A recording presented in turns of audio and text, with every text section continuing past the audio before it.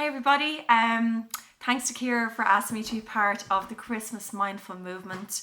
My name is Rachael Smith and I'm the creator of Rachael Smith Coaching. I'm a life and business coach and I also host talks for health and well-being, parents and all different sorts of people. So what I'm going to talk about today is Christmas and loss and grief. And this is particularly, unfortunately, has been a big part of my life because for the last 3 Christmases, each time Christmas came around, I lost another family member. So I suppose it's one of my hot topics. So I'm just going to share 4 tips that has really helped me around Christmas and dealing with losing somebody. So the first one that I would say is that you're allowed to say no. So people will try and be kind to you and they will offer to, they want you to go out places and mix and go out for drinks and everything. And the thing about it is that you're just not feeling up to it and it's not going to make you feel better. So just think about how you feel, and it's okay to say no if you don't want to go. You can also go and leave early if you want to. So make sure that you have a plan, that if you feel like you're really not having a good time, that you can just leave and it shouldn't be a problem. Also, you can create new traditions and break traditions. So sometimes people are like, oh, but we always do this. But if that included the person and that's upsetting you, it's okay to say, actually, we're not going to do that this year. We're going to do something else instead. So that's the first one, that you're allowed to say no.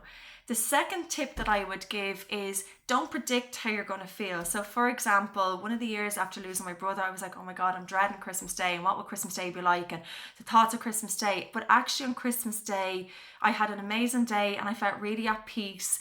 And I felt really calm and happy and grateful for the day that we did have.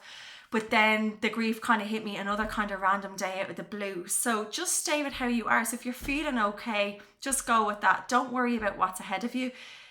When that grief comes and when it hits you, which it will do all the time, that's when you need to say, actually, you know what? I thought I wanted to go out with friends and now I don't. So that's the second thing. So be present and don't predict how you're going to feel.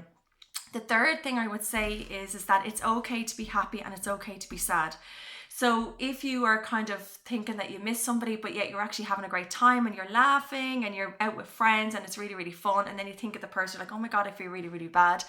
Think about how your loved one would want you to feel. Would they want you to be sitting at home crying, or would they want you to be out and having a good time?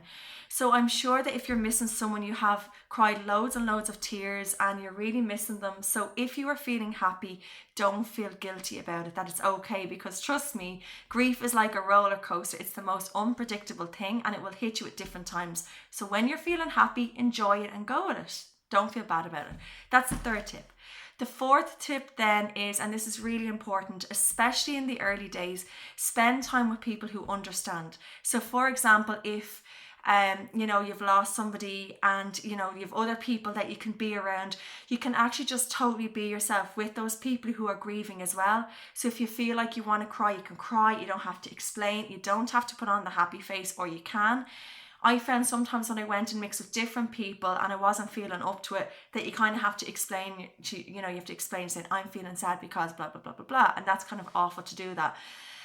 So, stay in your cocoon of the people who get what you're going through and who are going through the same thing. And finally, I would say is that it does get easier year on year, but the first couple of years after you lose someone, you have to be really, really gentle with yourself.